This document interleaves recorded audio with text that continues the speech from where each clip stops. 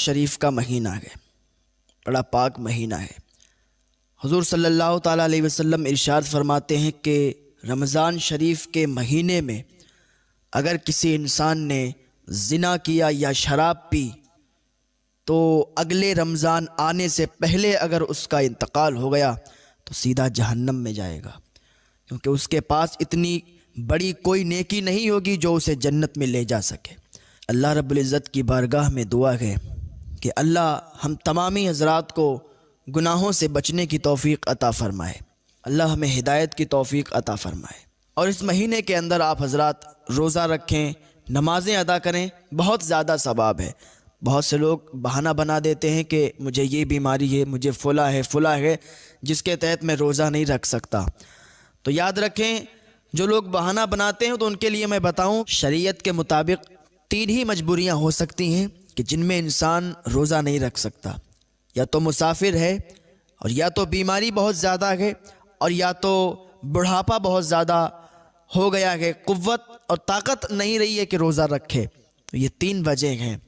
اب کوئی یہ نہ سمجھے کہ صاحب بیماری میں روزہ قضا کر سکتے ہیں تو ہم تو بیمار ہیں، ہم کیوں روزہ رکھیں؟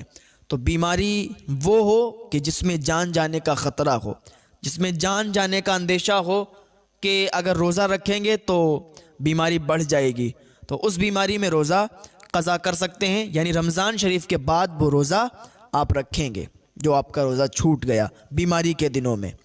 جو بھی روزے چھوٹے ہوں گے وہ آپ رمضان شریف کے بعد ادا کریں گے۔ ہاں، مسافر ہیں آپ نے سفر کا ارادہ کیا ہے، آپ جا رہے ہیں، تو ان دنوں میں بھی آپ روزے قضا کر سکتے ہیں۔ جتنے دن آپ سفر کریں گے، مسافر رہیں گے، اتنے دن کے آپ روزہ قضا کریں گے۔ تو پھر عمر بہت زیادہ ہو چکی ہے، بوڑھے ہو چکے ہیں، اور یہ خطرہ ہے کہ اگر روزہ رکھیں گے پریشانی آ جائے گی، دقت پریشانی آ جائے گی، تو اس حالت میں فدیہ دے سکتے ہیں۔ اگر بہت زیادہ بڑھاپا آ گیا ہے تو اس حالت میں کیا کریں گے؟ روزہ نہیں رکھ سکتے تو فدیہ دیں گے۔ اور جب بھی کبھی قوت اور طاقت ہو جائے تو روزہ رکھنا ضروری ہے، روزہ رکھا جائے گا، جو فدیہ دیا ہے وہ صدقہ ہو جائے گا۔ پاک مہینہ ہے، اس مہینے میں فیوز و برکات سے مالا مال ہوں، روزے رکھیں، عبادت کریں۔ اللہ رب العزت کی بارگاہ میں دعا ہے اللہ ہمیں نیک عمل کرنے کی توفیق عطا فرمائے۔ زیادہ سے زیادہ صبر کریں، اور صبر کا پھل میٹھا ہی ہوتا ہے۔ وہ کسی انسان نے ایک بلبل کو خریدا تھا، بلبل کو اپنے گھر لانے کے بعد وہ بلبل جب بولتی تھی نا بڑا میٹھا لگتا تھا، لوگ اس کو سنتے تھے۔ تھوڑے دنوں کے بعد اس بلبل کے پنجرے کے پاس ایک طوطا آیا اور اڑ گیا۔ جیسے ہی وہ آیا تھا نا اور اڑا، اس کے بعد وہ بلبل نے بولنا ہی چھوڑ دیا۔ اب یہ میں بتانا چاہتا ہوں کہ صبر کا پھل میٹھا کیسے ہوتا ہے۔ وہ طوطا آیا، اڑ گیا، بلبل نے بولنا چھوڑ دیا۔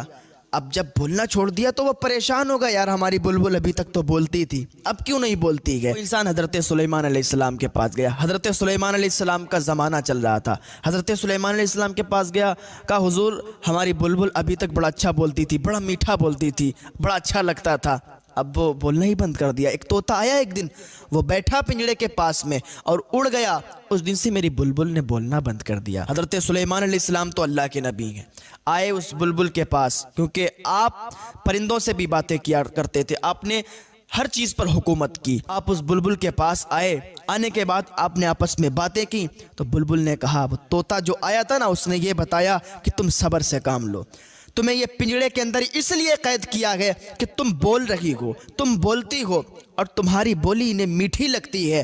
تم تو یہ کہتی ہو کہ مجھے پنجرے سے آزاد کر دو، مجھے جنگلوں میں چھوڑ دو، مجھے اڑا دو، تم تو یہ کہتی ہو، لیکن ان کے سمجھ میں کچھ اور آتا ہے اور انہیں تمہاری آواز میٹھی لگتی ہے۔ تو اس سے بہتر ہے کہ تم صبر کرو اور صبر سے کام لو۔ جب تم صبر کرو گی تو یہ لوگ تمہیں خود آزاد کر دیں گے۔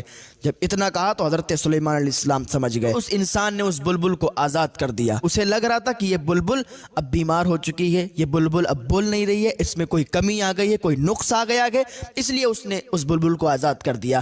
پتہ چلا کہ صبر سے اگر کام لوگے تو فائدہ ہمارا ہی ہوگا۔ صبر سے کام جو لیتے ہیں ان کا فائدہ ہوتا ہے، اور صبر کا پھل ہمیشہ میٹھا ہوتا ہے۔ تو صبر سے کام لیں، صبر کیا کریں۔ اللہ رب العزت کی بارگاہ میں دعا ہے اللہ ہمیں صبر کرنے کی توفیق عطا فرمائے۔